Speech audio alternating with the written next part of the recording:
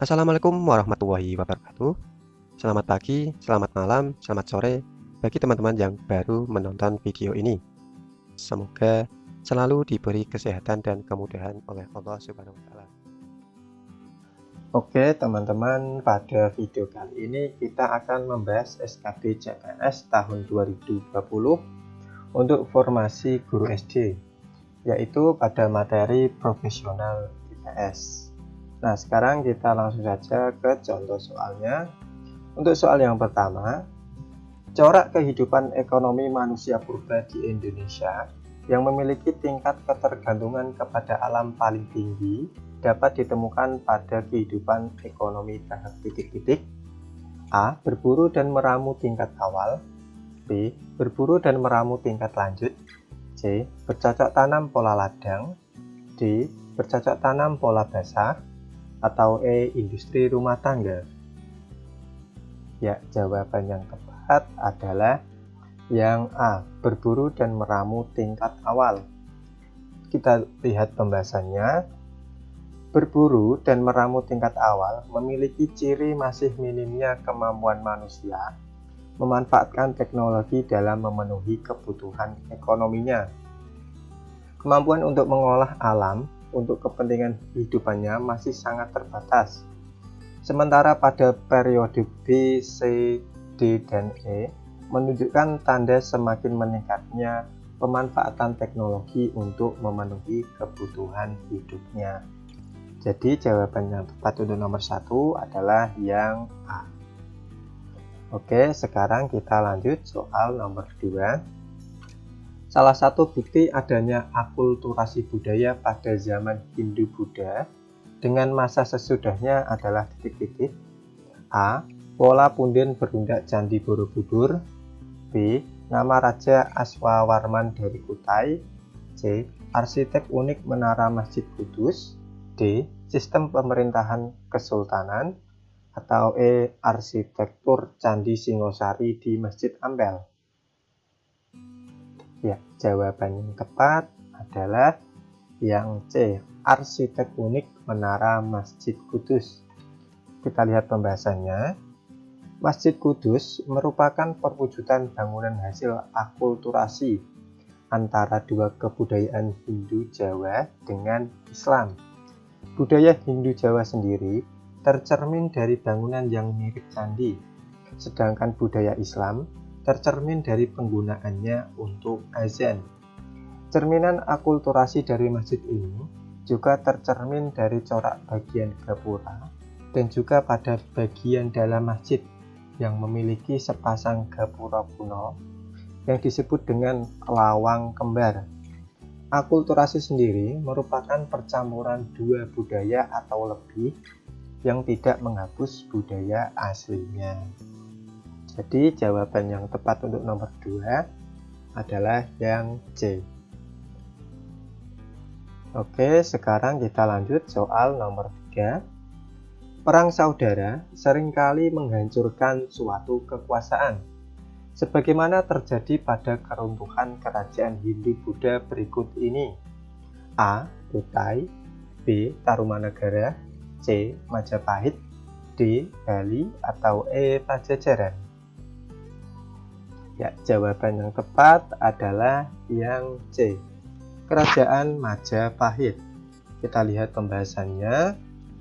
Tidak ditemukan bukti bahwa di kerajaan Kutai, Tarumanagara, Bali maupun Pajajaran terjadi perang saudara yang menyebabkan keruntuhan kerajaan. Fakta yang sampai kepada kita adalah perang saudara di kerajaan Majapahit yang dikenal dengan perang Parekrut, yang berarti perang bertahap, perang setahap demi setahap. Perang ini melibatkan keluarga dekat antara putra dari selir bernama Bre Wirabumi dengan menantu Raja Wikramawardhana. Dampak perang yang berlarut-larut adalah melemahnya pemerintahan dan banyak daerah melepaskan diri dari Majapahit. Dan akhirnya disintegrasi, maka secara perlahan Majapahit runtuh. Jadi jawaban yang tepat untuk nomor 3 adalah yang C. Oke, sekarang kita lanjut soal nomor 4. Salah satu hasil budaya masyarakat praaksara Indonesia adalah sarkofagus dengan ciri utamanya adalah titik-titik. A. Terbuat dari tembaga, B. Berbentuk tugu, C. Bermanfaat untuk meja persembahan, D. Fungsinya untuk kuburan, atau E. Ditemukan di daerah pantai. Ya, jawaban yang tepat adalah yang D. Fungsinya untuk kuburan. Kita lihat pembahasannya. Sarkofagus adalah salah satu peninggalan zaman megalitikum yang berfungsi sebagai keranda dari batu besar berbentuk lesung atau palung dengan tutup di atasnya. Fungsi sarkofagus pada zamannya adalah sebagai kubur batu. Jadi jawaban yang tepat untuk nomor 4 adalah yang D. Oke, kita ke soal selanjutnya, soal nomor 5. Benda yang berasal tradisi praaksara yang masih digunakan hingga sekarang adalah titik-titik. A. Batu penggilingan beserta landasannya, B. Nekara, C. Dolmen, D. Punden berundak, atau E. Sarkofagus. Ya, jawaban yang tepat adalah yang A. Batu penggilingan beserta landasannya. Kita lihat pembahasannya. Pipisan adalah batu-batu penggiling beserta landasannya. Bila dibandingkan dengan zaman sekarang, barangkali pipisan ini serupa dengan ulekan yang ada di dapur, karena sama-sama digunakan untuk menghancurkan biji-bijian. Hanya saja bentuk pipisan ini datar dan lebih halus. Jadi jawaban yang tepat untuk nomor 5 adalah yang A. Oke, sekarang kita lanjut soal nomor 6. Peninggalan-peninggalan budaya Nusantara yang dipengaruhi oleh tradisi India adalah titik-titik. A. Punden berundak, candi dan agama Buddha. B. Agama Buddha, bahasa Melayu dan tulisan Palawa. C. Agama Hindu, bahasa Sangsakerta dan Kakawin Mahabharata. D. Candi, bahasa Melayu dan hikayat Hang Tuah. Atau E. Candrasa, Tahun Saka dan cerita Panji. Ya, jawaban yang tepat adalah yang C. Agama Buddha, bahasa Sangsakerta dan Kakawin Mahabharata. Kita lihat pembahasannya. Peninggalan dari budaya India di Indonesia antara lain agama Hindu dan Buddha, kemudian candi, tulisan Palawa, bahasa Sangsakerta, Kakawin Mahabharata, dan sistem Tahun Saka. Jadi jawaban yang tepat untuk nomor 6 adalah yang C. Oke, kita lanjut soal nomor 7. Perdagangan di Kerajaan Sriwijaya mengalami kemajuan yang pesat terutama karena titik-titik. A. Mundurnya peranan Pelabuhan Malaka. B. Ramainya perdagangan di Selat Malaka. C. Letaknya strategis antara India dengan Cina. D. Daerah kekuasaannya sangat luas. Atau E. Menjadi pusat penghasil pala. Ya, jawaban yang tepat adalah yang C. Letaknya strategis antara India dengan Cina.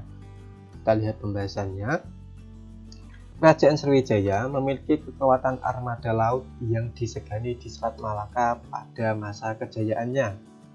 Penguasaan daerah tepi dan Selat Malaka memberikan keuntungan besar dari sisi perniagaan regional maupun internasional.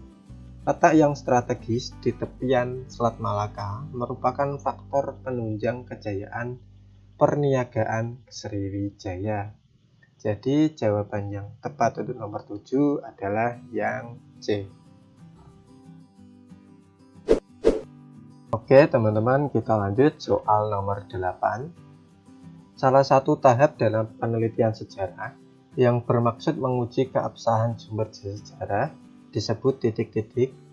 A. Periodisasi, B. Interpretasi, C. Heuristik, D. Historiografi, atau E. Verifikasi. Ya, jawaban yang tepat adalah yang E. verifikasi. Kita lihat pembahasannya. Yang pertama adalah verifikasi, yaitu tahapan yang lebih mendalam dan tahapan yang untuk membuat penelitian sejarah untuk bisa bersifat sah atau keabsahannya sumber sejarah. Kemudian interpretasi adalah tahapan yang dilakukan untuk menganalisis dan mencoba untuk membandingkan fakta yang satu dengan fakta yang lainnya. Kemudian yang ketiga, histografi merupakan tindakan untuk membuat kesimpulan dari penelitian sejarah yang sudah dilakukan. Kemudian yang keempat, periodisasi adalah pengelompokan berbagai macam kejadian peristiwa supaya memudahkan kejadian-kejadian yang pernah terjadi di masa lampau untuk mudah dipelajari. Kemudian yang terakhir, heuristik adalah tahapan-tahapan pengumpulan berbagai informasi dari sumber-sumber. Jadi jawaban yang tepat untuk nomor 8 adalah yang E. Oke, selanjutnya soal nomor 9. Kekuatan pertimbangan dari teori Brahmana terkait masuknya pengaruh India ke Indonesia adalah bahwa kaum Brahmana A. memiliki keleluasan untuk pergi mengarungi samudra. B. menguasai penggunaan teknologi kemaritiman. C. menguasai bahasa Sangskrita dan agama Hindu. D. menguasai kekayaan untuk dana perjalanan antar wilayah. Atau E. memiliki kekuasaan politik dan militer dalam pemerintahan. Ya, jawaban yang tepat adalah yang C.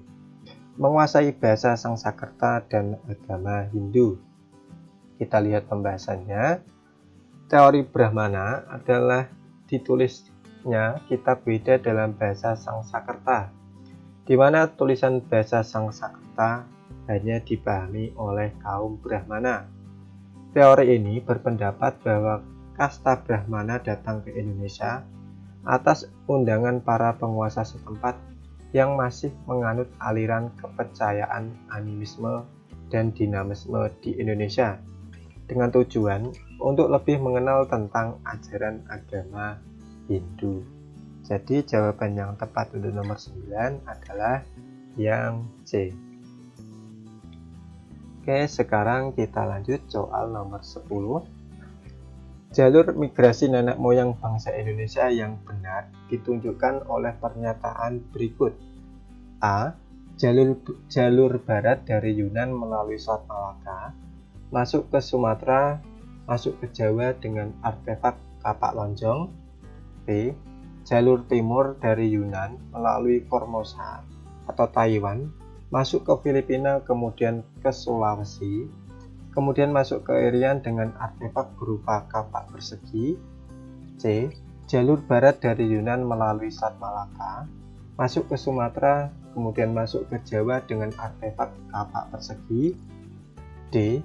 Jalur timur dari Yunan melalui Formosa atau Taiwan, masuk ke Filipina, kemudian ke Sulawesi, kemudian masuk ke Irian dengan artefak berupa negara.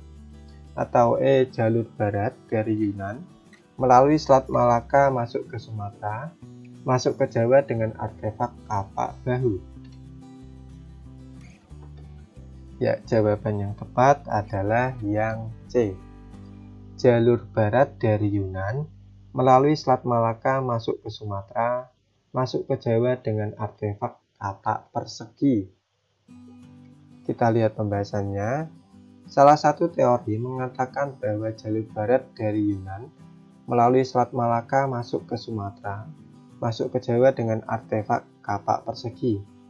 Sementara jalur timur dari Yunan melalui Formosa atau Taiwan, masuk ke Filipina, kemudian ke Sulawesi, kemudian masuk ke Irian dengan artefak berupa kapak lonjong. Jadi jawaban yang tepat untuk nomor 10 adalah yang C.